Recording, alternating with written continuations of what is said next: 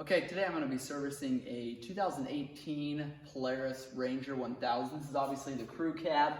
We pulled this machine in. You can see from a couple of other videos, we've got a drive shaft that's out on it. We've got U-joints that are destroyed, a middle bearing that's bad, but we're going to go ahead and service this while it's up on our makeshift lift here. It works really well. Or actually, we pulled it out here because our ceiling in the regular shop is a little bit shorter. Wouldn't allow us to get all the way up there with the garage doors and stuff like that. So we've got this on steel sawhorses here. I wouldn't recommend doing this with anything but some heavy duty steel sawhorses.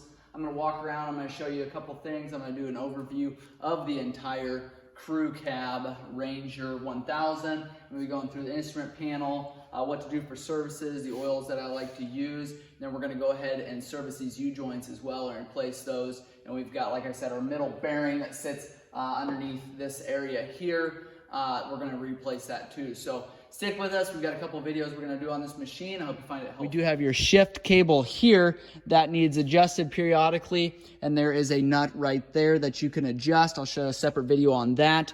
Your motor here, we've got 2 spark plugs up top. I'll show you what those specs are. We've got your air filter on the other side. I'll cover that. Got your oil dipstick here on this side, and make sure that it is cold when you check that. Make sure your UTV is on level ground when you do that.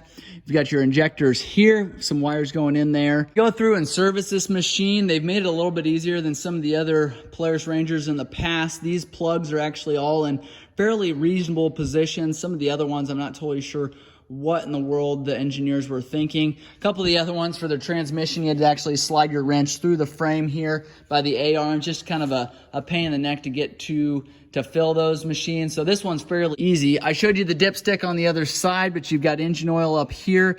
You take and fill it there. Fill it slowly because that's actually sitting right down on top of your head there. Let it drain all the way down. Then your drain plug is a larger Allen bolt, and you've got a cutout here. It's one of the larger holes on the bottom of your skid plate there. I've removed up front here a little bit farther the actual plastic skid plate. What we have here is your steel skid plate that you can't remove.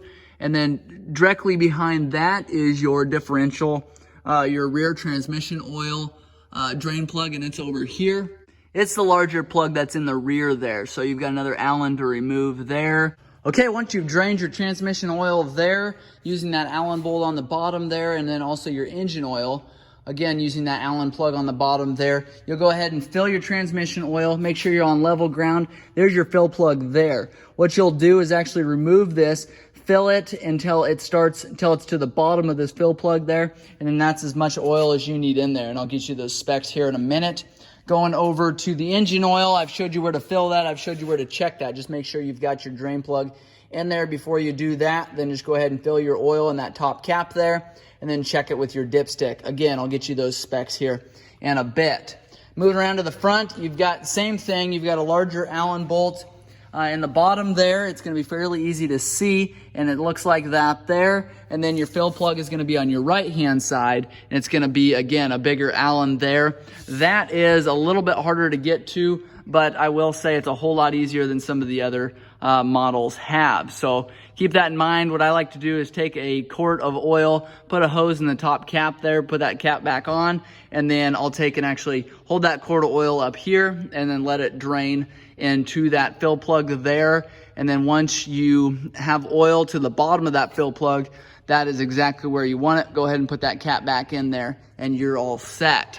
Okay, what you want to do too before you finish your service, make sure you take and inspect your air filter. You've got 5 clips on your air filter cover here, and this air filter actually drops down below here, which isn't typical for the Polaris Ranger. So take and remove these clips, take and unsnap them there. That air filter cover will drop down. You can pull your air filter out. Make sure you have that flowing the right direction. The dirty part of the air filter will be on the bottom here. So air flows from our ductwork over here, and on the other side comes into our air box here, and then we'll go through our throttle body here, through the injection system, through the injectors here, and then to our cylinder head there, our cylinder there. So make sure you've got that filter going the right direction there and make sure that that's cleaned out. If you've got a replaceable one, replace it. If you've got a cleanable one, make sure you clean that. I like to do that at least every time I service it, sometimes more. Okay, this is the Polaris Ranger 1000 XP. This is the crew cab, and I've done an overview on this machine. I've also done how to service this machine.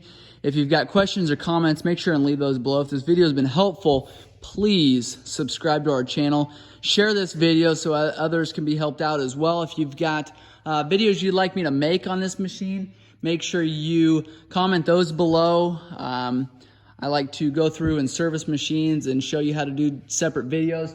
I also have a paper here, and I have manuals available if you're interested. I've also got special tools available if you're interested in those as well. So here are some of the specs that I told you I would get. We've got oil capacity here, 2.5 quarts. I use the PS4. That's a fully synthetic oil. They make a couple different weights you can use there. Spark plug, I like to use the NGK. It's an MR7F.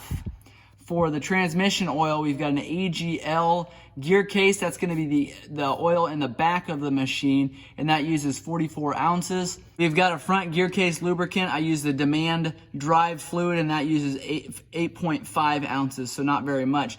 There's also a lot of other specs on this paper here. I've got the entire manual. I can get you those specs if you need those, but take note of some of these specs here I'm showing you. That way you have those available.